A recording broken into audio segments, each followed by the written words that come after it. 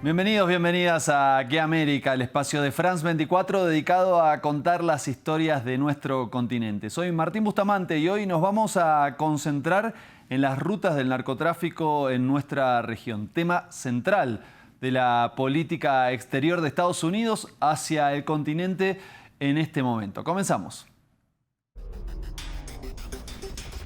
En el marco del repliegue relativo de Estados Unidos en América Latina se intensifican los bombardeos de la potencia del norte contra embarcaciones en aguas internacionales con el argumento de enfrentar al narcotráfico. Pero ¿qué se sabe de la producción y de las rutas de los cárteles en la región? En instantes lo vamos a analizar con especialistas. Y Colombia fue el país de América Latina con mayor cantidad de toneladas de cocaína incautadas y tiene dos de los principales puertos de salida del narcotráfico. Dacil Lanza indagó qué hicieron los últimos gobiernos para afrontar esta situación y cuáles son las soluciones que se proponen para abordar este flagelo. Y no es una novedad que la violencia se apoderó de Ecuador en los últimos años y que en Guayaquil se encuentra uno de los principales puertos de salida de las rutas del tráfico de droga. Desde allí, nuestra corresponsal Carolina Mela nos trae un análisis detallado sobre cómo las organizaciones criminales enlazadas con altas esferas del Estado pueden transformar un país. Y lo más impactante de la política exterior de Estados Unidos en este momento se encuentra en el Caribe y también en el Pacífico, donde un conjunto de cárteles son catalogados como organizaciones terroristas designadas y en palabras de Pete Hegseth se le da un tratamiento similar al de Al-Qaeda, con ejecuciones extrajudiciales que están por fuera del derecho internacional. Para intentar comprender la coherencia entre estas acciones y las rutas del narcotráfico, nosotros conversamos con Jeremy McDermott, periodista y codirector de Inside Crime. Aparentemente, el despliegue de la Fuerza Naval en el Caribe tiene una misión antinarcóticos, pero se trata más de una fuerza militar, no una realmente orientada a las operaciones antinarcóticas tradicionales. Pues, sin embargo, la estrategia antinarcótica empleada por Washington ha cambiado. En lugar de interceptar las drogas que circulan por rutas marítimas y arrestar a sus tripulantes, se están haciendo estallar estas embarcaciones y matar a sus tripulantes. Sin embargo, solo hay un número limitado de objetivos disponibles por esta fuerza naval y hoy en día me imagino aún menos. Así pues, cabe preguntarse qué función antinarcótico desempeña actualmente la flotila, aparte de desviar más cargamentos de cocaína hacia Estados Unidos a través del Pacífico o la ruta terrestre de Centroamérica. Si la meta es prevenir la llegada de cocaína hacia Estados Unidos, realmente no va a ser supremamente eficaz, porque en este momento solo ha desviado las rutas de narcotráfico, no ha interrumpido ni mucho menos parado la producción y tránsito de drogas desde Sudamérica. Gran parte que sale de Venezuela y pasa por el Caribe no se dirige a Estados Unidos, sino a Europa y otros destinos.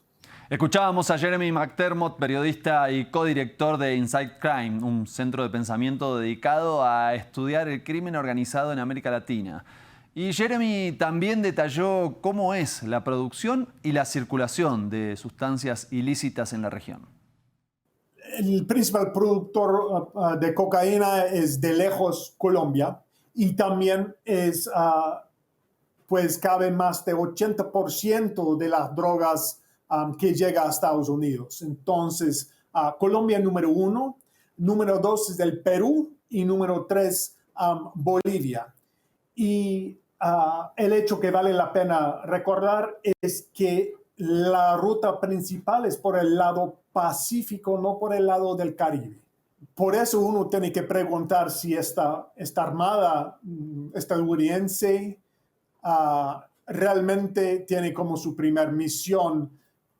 bloquear la ruta de cocaína desde Venezuela o forzar un cambio de comportamiento o de régimen dentro de Venezuela. Pero la única persona que realmente sabe eso es el presidente Trump.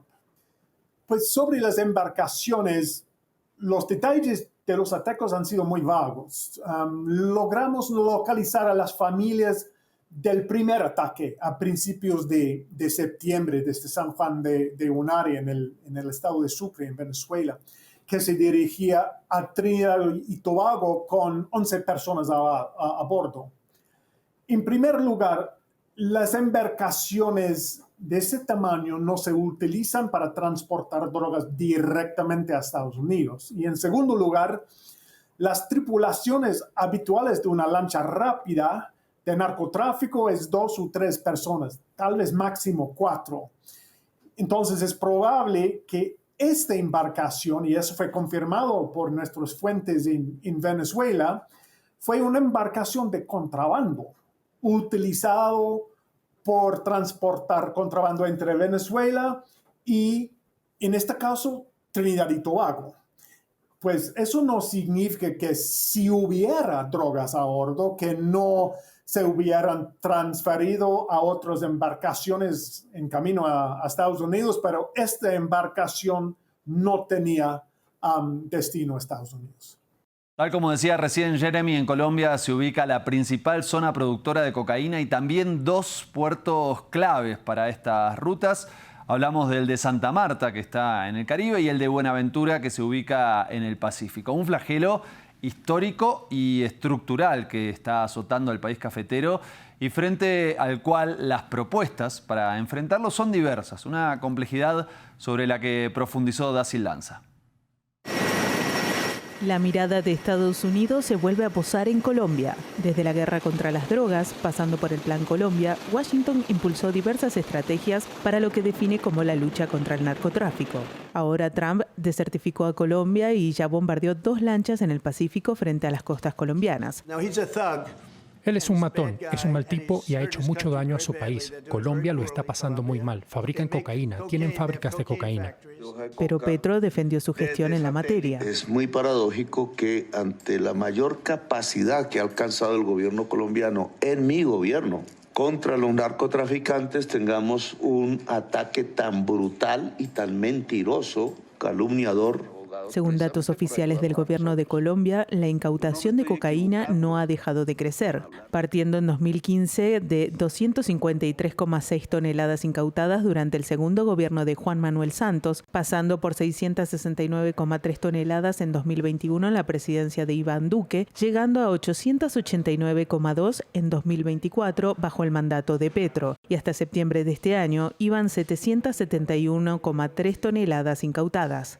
En cuanto a los cultivos, Petro asegura que en su gobierno estos han crecido, pero con tendencia desacelerada. ¿Qué ha pasado entre el último año del gobierno de Duque y el comienzo de nuestro gobierno? ¿Y qué ha pasado en mi gobierno? 13%, 10%, 3% de crecimiento, último dato. Juan Manuel Santos, quien había sido ministro de Defensa de Álvaro Uribe, reconoció durante sus gobiernos entre 2010 y 2018 que la estrategia denominada Guerra contra las Drogas había fracasado. Al recibir el Premio Nobel de la Paz por impulsar los acuerdos entre las FARC y el Estado, llamó al mundo a cambiar de estrategia. Pero su sucesor, Iván Duque, un delfín político del expresidente Uribe, revitalizó el enfoque militar. Petro, en tanto, asegura impulsar la sustitución de cultivos y propuso a Trump realizar contratos de largo plazo con los campesinos para comprar las mercancías de la sustitución de cultivos ilícitos. El ejército estadounidense acumula desde mediados de año una fuerza inusualmente grande en el Mar Caribe como parte de su llamada guerra contra el narcoterrorismo. La ONU aseguró que el cultivo de coca alcanzó el año pasado su máximo histórico, pero después reconoció las limitaciones de su sistema para medir la producción potencial de cocaína. Esto luego de que Gustavo Petro declarara que ese sistema de medición era deficiente. La asombrosa metamorfosis de Ecuador es un caso de estudio a nivel mundial. En unos pocos años, el país pasó de ser uno de los más seguros a uno de los más violentos del continente. Y nada de esto se puede explicar sin el arribo del narcotráfico, que lo convirtió en un país de tránsito, y también a la ciudad de Guayaquil en uno de los principales puertos de salida de las drogas, de las distintas drogas, de la cocaína. Y precisamente desde allí, Carolina Mela nos envió el siguiente análisis. La evolución del narcotráfico en Ecuador ha sido uno de los problemas más devastadores que se han intensificado en los últimos 4 años. Para entender el inicio de esto hay que ubicar al país en el mapa. Su lugar es estratégico. Está justo entre Colombia y Perú, los 2 mayores productores de cocaína en el mundo. Durante años, Ecuador había sido considerado un país de tránsito de cocaína, un puente para el tráfico de drogas, porque sus costas en el Pacífico brindan acceso directo a mercados internacionales como Estados Unidos y Europa. Pero en poco tiempo se ha convertido en un hub logístico del crimen organizado.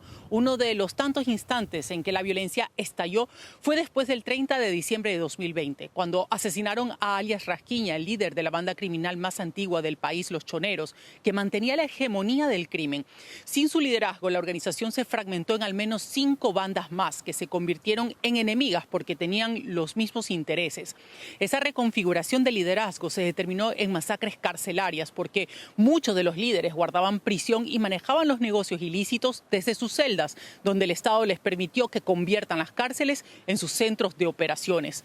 Todo esto bajo la influencia de los grandes cárteles de la droga como Sinaloa, Jalisco Nueva Generación y el de los Balcanes, que comenzaron a proveer de armas y dinero a las bandas locales que disputan los territorios con una violencia sin precedentes. En el 2021, por ejemplo, se registraron 2.500 muertes violentas. Eso ya significó el doble que el año anterior. El 2023 fue un hito para el país, 8.000 homicidios, y este año, al ritmo al que la inseguridad avanza, romperá ese techo. Las organizaciones delictivas han evolucionado a una velocidad sin precedentes, también con la ayuda de los gobiernos de turno. El dinero del narco penetró casos de corrupción de la policía, Fuerzas Armadas y el sistema judicial, lo que garantiza aún más la impunidad y poder. Así Ecuador pasó de ser un país de paz a uno en guerra.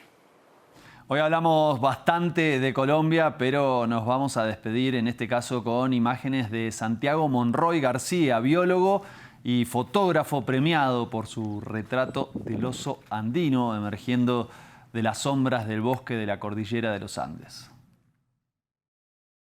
Este episodio lo hicimos junto a Dacil Lanza, Luis Fernando Montes y Carolina Mela. Como en cada emisión, nuestro equipo técnico fue el encargado de ponernos al aire de manera impecable. Y nosotros nos encontramos en el próximo programa de Aquí América con más historias de nuestro continente.